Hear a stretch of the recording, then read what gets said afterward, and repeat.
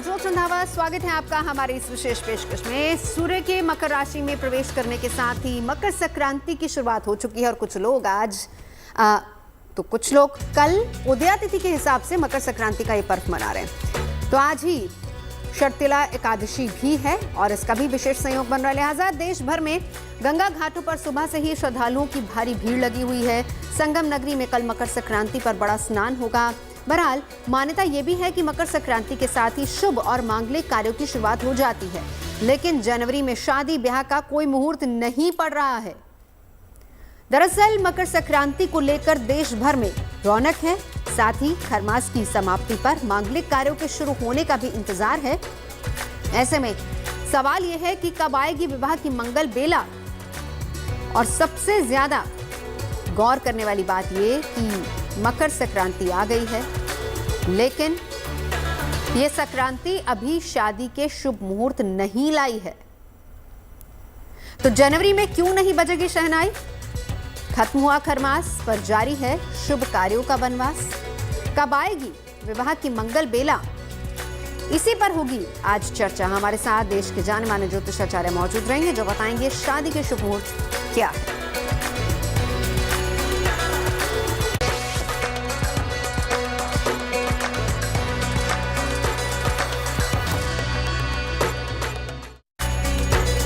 तो खरमास की समाप्ति हो रही है, सूर्य उत्तरायण हो रहे हैं, इसके बावजूद इस महीने शादी के मुहूर्त नहीं है। दरअसल हम आपको ये भी साथ ही साथ बताते चले कि मकर राशि में सूर्य के प्रवेश पर मकर संक्रांति होती है, पर जनवरी में शादी के शुभ मुहूर्त नहीं बन रहे हैं। जनवरी में सिर्फ बसंत पंचमी का अबूझ मुहूर्त है।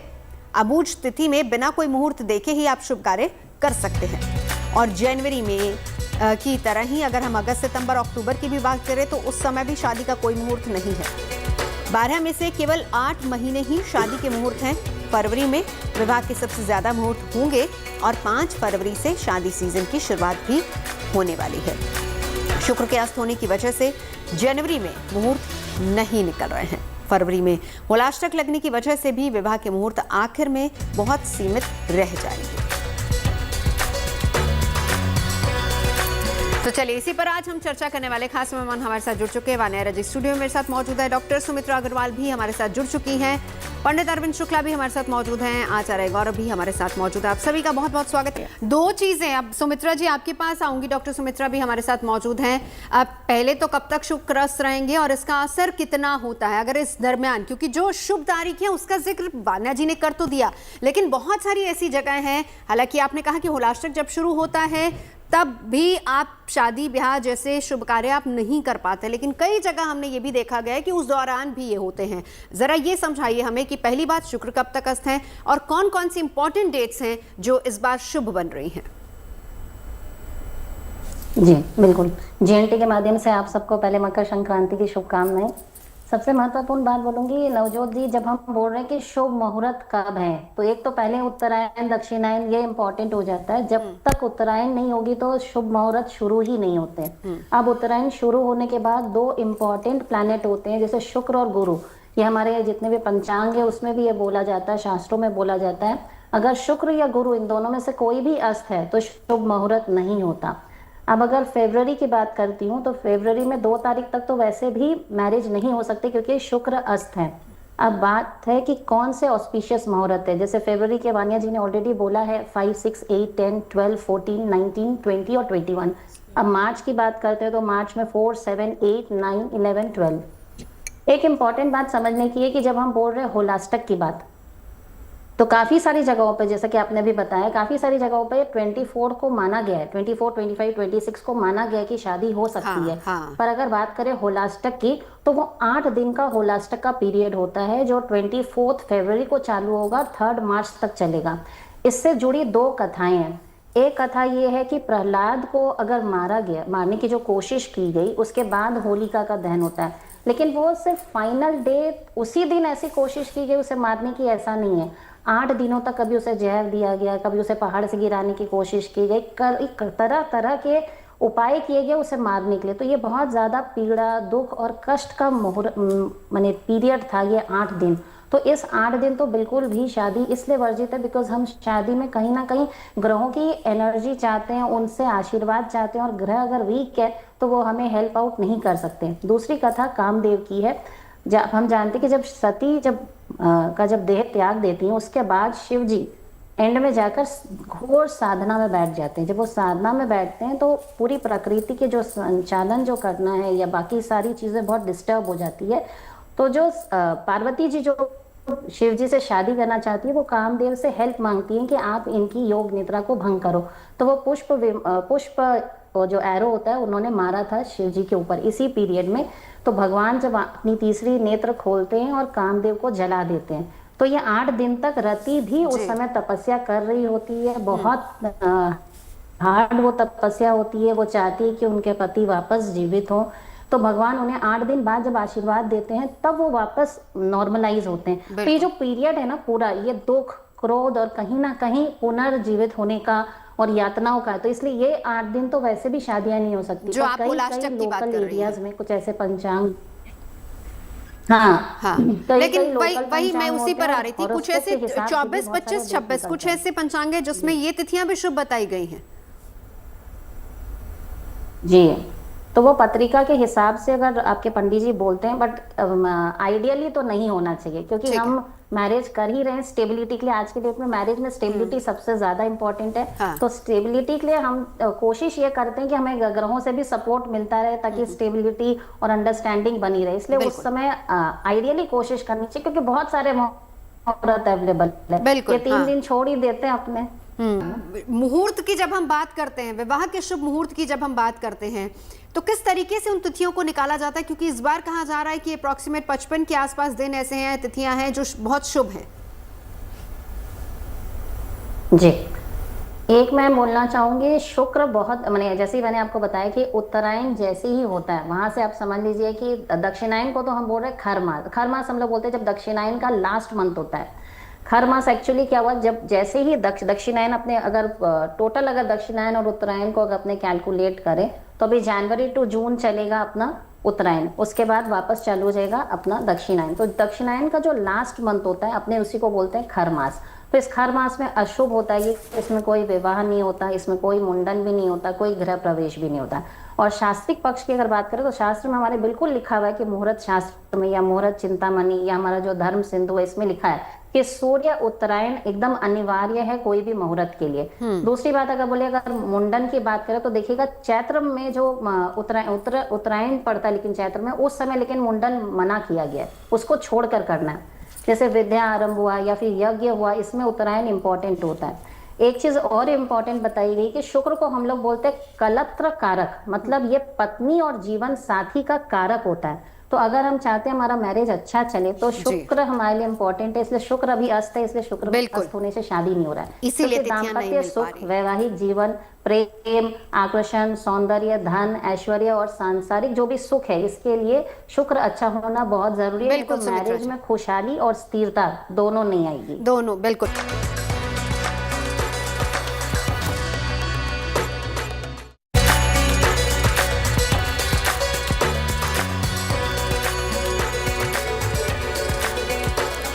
ब्रेक के बाद आपका स्वागत है। चर्चा हो रही है कि खरमास तो खत्म हो गया क्योंकि आज है मकर संक्रांति, लेकिन इसके बाद भी शुभ घड़ी, खास तौर पर विवाह को लेकर शुभ तिथियां और शुभ घड़ी अभी नहीं आई है।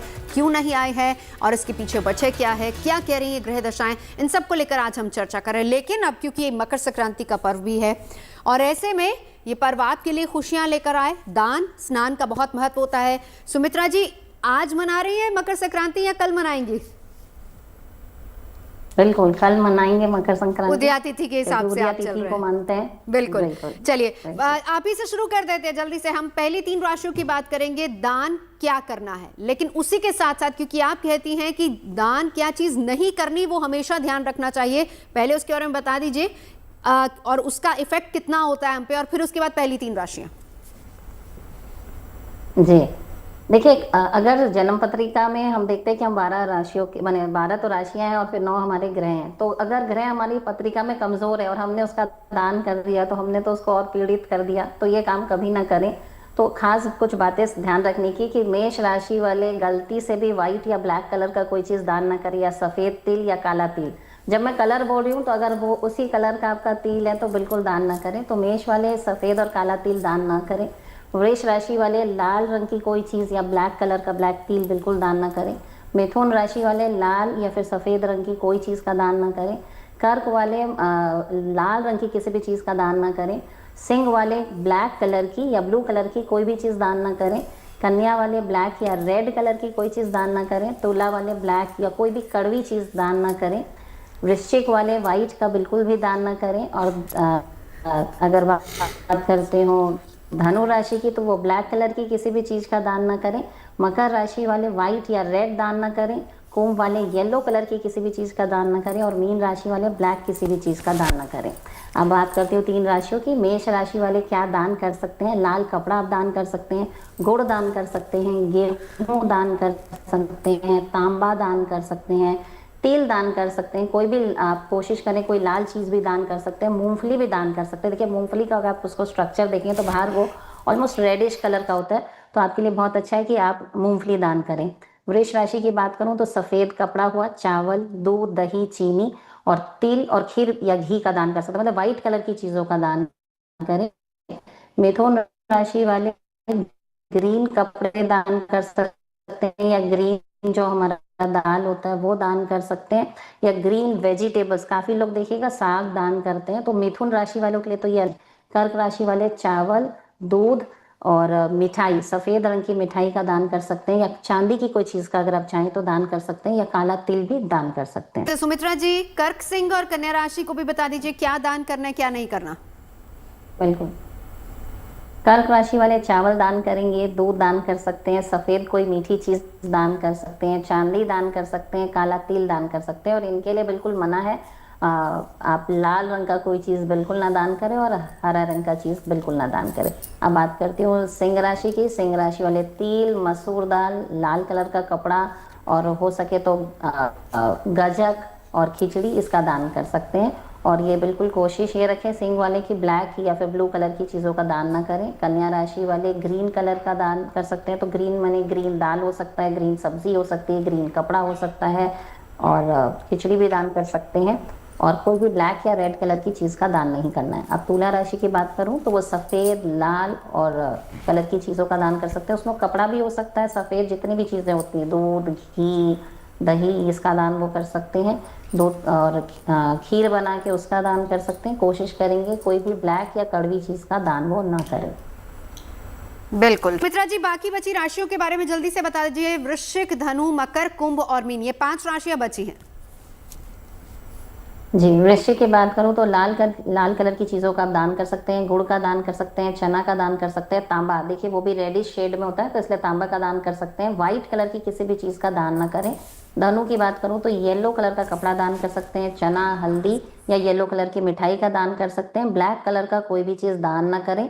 मकर राशि की बात करूं तो ब्लैक कलर का कंबल दान कर सकते हैं, ब्लैक तिल दान कर सकते हैं, सरसों का तेल भी आप दान कर सकते हैं। और सफ़ेद और लाल रंग की चीज़ों को दान देने से बचें।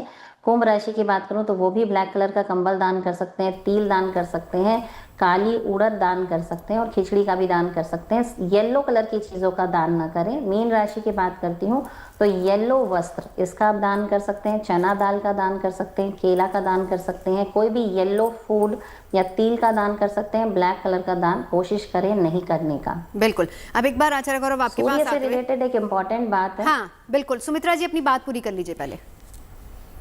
हाँ, मैं ये बोलना चाहती हूँ सूर्य से रिलेटेड कई सारे शास्त्रों में कई जगहों पे एक बात लिखी है कि सूर्य का दान हर कोई व्यक्ति नहीं कर सकता, तो आप हमेशा अपने पंडित जी से गाइडलाइंस लें और उसी के हिसाब से दान को ज़रूर करें, क्योंकि जो चीज़ आपके पास कम है वो आप दे दोगे तो कहीं ना कहीं आप खुद भी तो और कमज़ोर हो जाओगे। हाँ। तो ग्रहों से हम आशीर्वाद ज़रूर लेंगे। मन को सात्विक रखें, मंत्रों का जाप ज़रूर करें, कुछ नहीं हो तो ओम सूर्याय नमः इस मंत्र का जाप करें।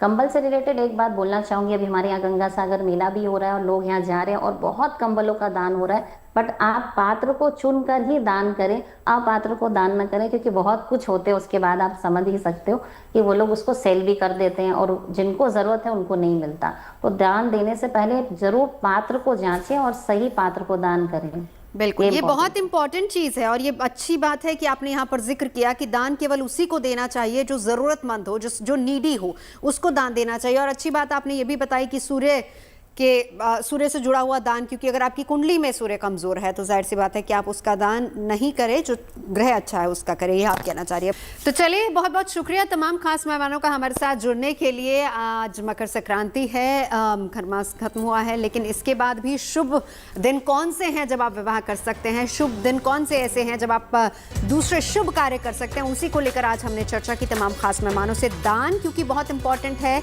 आज भी मकर संक्रांति मनाई जा रही है, कल दान का दिन है, कल दान का बहुत महत्व है, स्नान दान का, क्या दान करना है क्या नहीं करना, ये भी हमने अपने खास मेहमानों से समझा। बहुत बहुत शुक्रिया आप सभी का साथ जोड़ने के लिए। फिलहाल यहाँ रुकेंगे ब्रेक के लिए, देखते रहिए गुड न्यूज़ स्टूडियो।